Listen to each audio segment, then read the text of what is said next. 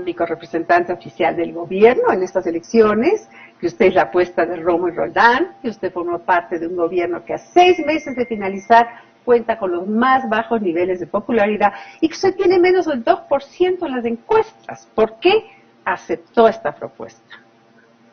Yolanda, ¿qué tal? ¿Cómo estás?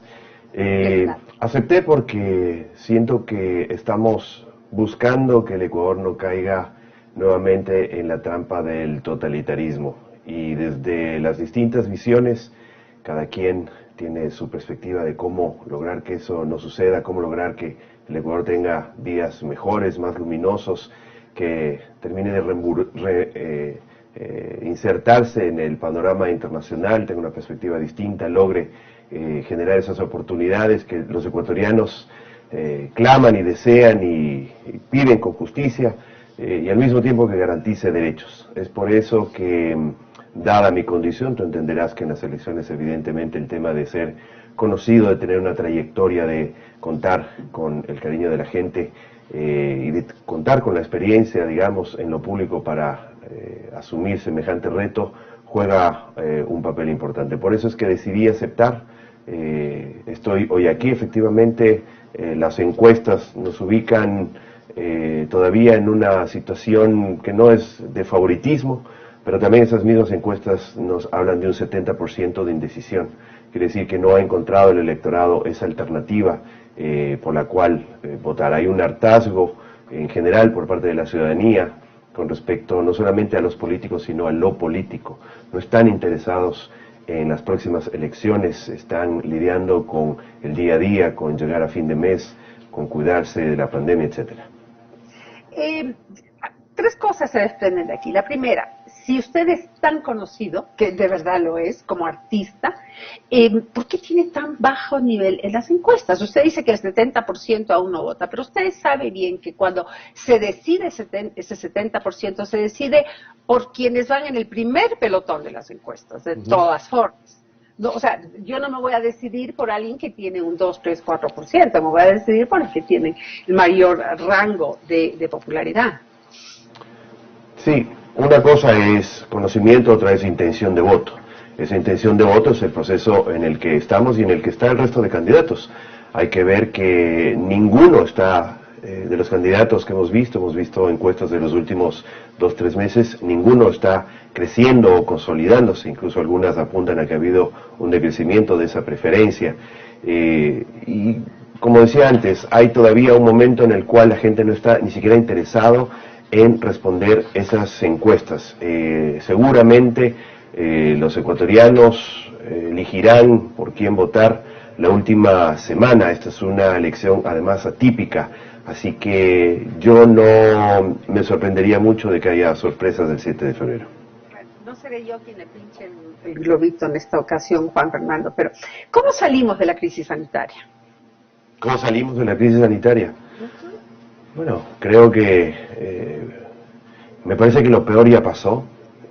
Creo que tenemos que aprender de los errores, aprender de los aciertos. Está claro que la atención primaria fue lo fundamental, fue el factor decisivo para que la curva se aplane, la famosa curva se aplane.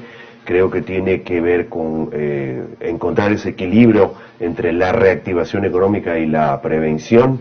Me parece que pese a toda la complejidad de la crisis, el Ecuador, después de los episodios tan dolorosos de marzo y abril, hemos encontrado una manera de sobrellevar esto con altas y bajas, pero si uno hace la comparación con la situación de otros países, creo que como país hemos dado muestras de responsabilidad, nuevamente, pese a las situaciones que no son controlables, pero que finalmente esa es la manera, trabajar responsablemente, cuidarse y ahora encarar el gran desafío que es el de la vacunación, que sobre todo lo tendrá que encarar este gobierno, y a partir de ello pues hay que empezar a pensar en ese Ecuador post pandemia. ¿Qué va a suceder? ¿Cómo vamos a volver? ¿Cómo vamos a reencontrarnos con esta nueva normalidad? Usted acaba de hablar del tema económico aparejado al tema de la crisis sanitaria. Si bien Carlos va a profundizar en esa área, yo sí quisiera saber porque obviamente no ha de ser su fuerte el tema económico. Denos nombres de economistas en el país que usted admire y con cuya línea de pensamiento usted concuerde. Mira, yo creo que lo que hay que hacer es juntarse. Yo me he juntado con gente muy importante del sector económico con quien he hablado de estos temas, evidentemente desde el momento en el cual decidimos tomar esta candidatura. Augusto de la Torre, Fidel Jaramillo, por ejemplo, son dos economistas con quienes he tomado contacto. Sin ningún compromiso, no quiero tampoco poner aquí en entredicho no estoy diciendo que van a ser parte, ellos... ni que los vaya a invitar, ni que vayan a ser parte de su gabinete, pero ¿quiénes? O sea, ¿usted está de acuerdo, por ejemplo, con el equipo asesor que ha venido teniendo el gobierno hasta ahora? ¿Está de acuerdo con esa línea de aumento de impuestos? ¿Está de acuerdo con el pago de los bonos en el momento en que se dieron, por ejemplo, en esa línea de pensamiento? ¿O hay otros, como el Foro Económico, que tiene otra forma de encarar los problemas? Hay como un Marco Flores, por ejemplo. No, yo me ubico más bien en una posición equilibrada. En mi vida he sido así. Creo que no da para más nuestro país para poner más impuestos. Creo que los impuestos deben ser progresivos, eso sí, que quienes más tienen son los que más deben pagar, los que menos tienen deben pagar menos o nada. Creo también en la protección social, creo en la importancia de los subsidios, pero focalizados de manera moderna, eficiente, usando las tecnologías. Creo en los consensos, creo en la construcción participativa, creo que este es un país que no le brinda oportunidades a sus emprendedores por diversos motivos, y que una de las grandes falencias que tiene el Estado, precisamente en la generación de empleo, es que los ecuatorianos encuentran la manera de producir. Producir en este país parecería que es una cruz, ponerse una empresa, un negocio, un emprendimiento, salir adelante, pedir un préstamo, pagar los impuestos, son todas acciones que el Estado las hace más difíciles. Las tasas de fracaso en el emprendimiento son altísimas, más allá de que es difícil emprender.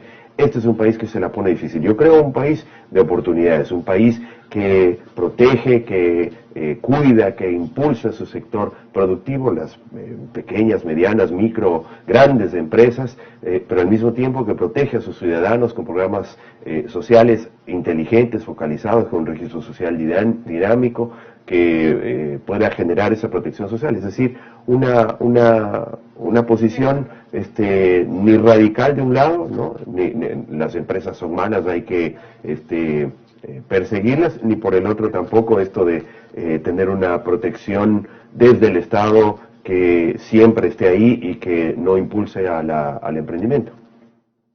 Las propuestas de los candidatos, la verdad, siempre son muy buenas. Vamos con Carlos Vera, que tiene más sobre este mismo tema. Gracias.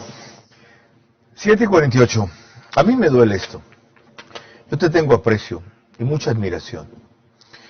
Como músico, como ser humano, de lo poco que conozco tu trayectoria, y como hombre que he puesto más alta la canción ecuatoriana después de Julio Jaramillo. No hay otro cantante ecuatoriano, después de él, que yo sepa en la historia, que ha llegado tan lejos y tan alto como tú. Y tu decisión, te lo dije algún rato muy informalmente al principio, y disculpen que hable en este tono de amigo, porque no puedo tener otro, sin ser íntimo de él. Me causó asombro primero, admiración después, sé todo lo que te estás echando encima, más de lo que tú te imaginas. Y luego indignación, porque te puedes llevar un 2% que sea vital para marcar la diferencia entre Venezuela y seguir con esta incipiente democracia. Más aún después de escucharte, en que acabas de decir el nivel de indecisos que hay, contrastarlo con el nivel de reconocimiento o identificación que tú tienes, y el giro que le podrías dar luego a la campaña. Pero cuando veo que me repites lugares comunes, no hay ninguna diferencia. Cuando veo que tu plan económico dice las propuestas de políticas económicas están encaminadas a incentivar la demanda agregada, lo que permitirá mejorar la producción, generar empleo, incentivar las inversiones, fortaleciendo los mecanismos de protección al sector externo para defender la dolarización y la economía interna, considerando los sectores vulnerables como son las mujeres, niños, personas con capacidades especiales, diversidades, pueblos y nacionalidades. me conmuevo más. No entiendo cómo un hombre con tu patrimonio, para que construya y no desaparezca, por un acto de gratitud con el presidente de la República que te distinguió con su confianza, interrumpe la labor que culturalmente estabas haciendo para algo que sabes que va a ser un fracaso. O sea, ¿qué le dices a tu yo interno? Le pregunté un rato a tu madre, esto en una entrevista al final, y me dijo, estoy al tanto antes de que lo decidas, y yo respeto cualquier decisión que él tome, y la apoyaré en la que él tome. Formidable actitud de madre, no puede haber otra cosa. Ahora, transcurridos los 2 meses que han pasado, visto lo que está pasando, que tú no lo niegas, ¿qué le dices a tu yo interno cuando tomaste esa decisión? Una historia parecida es la de cantante de salsa panameño, Rubén Blades. Rubén Blades, parecido. Otro monstruo, luego volvió a la música y todo. ¿Por qué esto? Carlos, primero, no es una retribución ni a un movimiento ni al presidente. Nosotros teníamos un candidato. Que era Otto Sonnenholze. Y por las decisiones que tomó, por lo que haya sido, él decide no ir. ¿Y por qué tienes que ser tú la llanta de emergencia? Bueno, porque los analistas que entienden de elecciones dicen, mira, dentro del esquema, las opciones que tú tienes son reales. Sí, y ya se ha recorrido el camino y se ve que con la estrategia que tiene no lo son. Puede ser. No puede ser, no es. Entonces tienes que redireccionar esa campaña. De acuerdo. Y eso agrava más la cosa. Si redireccionas esa campaña, vas a quitar más votos de lo que necesitamos para que haya un candidato democrático en segunda vuelta. ¿Tú votarías por mí? No. Exactamente. Es lo mismo que le pasa a la gente que vota por Lasso. Yo no soy una opción para la gente que votaría por Lasso. Eso grábate en la mente, y con eso en mente es que yo estoy buscando aglutinar a otro sector que no votaría nunca por Guillermo Lasso. Tú debes apuntalar a la gente etariamente de 16 a 35 años. De acuerdo. Y no veo en tu discurso eso, sino esta huevada que te acabo de leer. ¿Sabes qué? Tienes razón. Qué bueno que me entiendes. Yo quería hablar contigo en ese plano. Tienes razón. Ok. Así es. Okay. De hecho... Con el peligro que hay de que tú le des un giro a tu campaña. Mira, así es. Yo, de hecho, llegamos a este momento, y es en este momento, con esta entrevista contigo, que te digo, efectivamente, yo estaba viendo mi Instagram, estaba viendo las cosas que he hecho, y digo, yo no soy ese. Y es que, yo no soy tú no puedes ser un candidato convencional. Al principio te había un temor. Si este señor lo sacan a cada sitio donde va a decir esto y encontrar 3 ideas y decir, a propósito de lo que Yolanda le preguntaba, esta es la gente con la que lo voy a hacer, señores. Los genios han cagado a este país, ¿ok? Yo tengo 2 o 3 cosas: juventud, honestidad y un grupo que sabe hacer las cosas. I'm gonna rock the boat in this fucking country, ¿ok? Para ponerlo en inglés. Porque él dice, ya, yo nací en este país que sabe a caña y algodón, que se ilumina mucho antes de que salga el sol. Yo nací en este país de niños pobres de almidón, enlodado con los mismos que se lo llevaron todo. Un país lleno de historia, un hombre y mujeres de hormigón, llenos de coraje y de ternura, llenos de pasión. Yo nací en este país que va con alegrías y dolor, con gente linda y con canallas que nos roban la ilusión, que no le teme al porvenir, que no se deja derrotar, que no me pide visa y al que siempre quiero regresar. Yo nací en este país que a veces me echa para atrás, a veces me resigno, a veces me quiero escapar. Pero yo nací aquí, aquí aprendí a caminar. Aquí me enamoré de ti. ¿Y cómo sigue? Aquí me enamoré de ti. ¿Sigue? Yo nací en este país lleno de hombres y mujeres de hormigón, llenos de coraje y de ternura, llenos de pasión. Ese eres tú. Ese soy yo, efectivamente. ¿Cuándo te vemos? Cuando me invites, yo estoy siempre atento, estamos luchando por un país mejor. Así, en esa línea. Así soy, lo que pasa en la es que línea de esta canción, en la línea de los jóvenes insurgentes y rebeldes. Sigue siendo joven. Bueno, gracias por lo de joven. Eres un pelado de 48 años, hermano, perdóname. Carlos, yo amo este país. amo este país y créeme que la decisión que he tomado es porque me siento responsable de una posibilidad de que esto no se vaya al traste. Por eso estoy aquí, no hay ninguna ambición personal, no hay ningún agradecimiento, yo te lo dije porque como tú bien has aclarado a los televidentes, tenemos una relación personal que valoro y agradezco. Me aguantas. Yo soy muy duro contigo. Y no, esto no tiene que ver con agradecimiento, yo tendría que ser muy responsable con mi vida personal, con mi profesión, con lo que he construido durante 30 años para decidir entregar esto por un movimiento, por un agradecimiento, por un compromiso personal. Esto tiene que ver realmente con la posibilidad de buscar días mejores para nuestro país y evitar que se convierta este país en que vuelva al totalitarismo. Así, y esa tenía que ser nuestra conversación. Les agradezco a ustedes por haberlo entendido y haberme tolerado. Y a él, por eso que básicamente hace, es tolerado.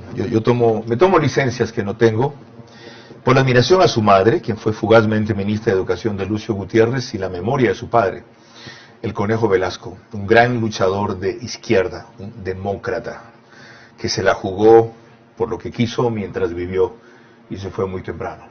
Suerte. Gracias, Carlos.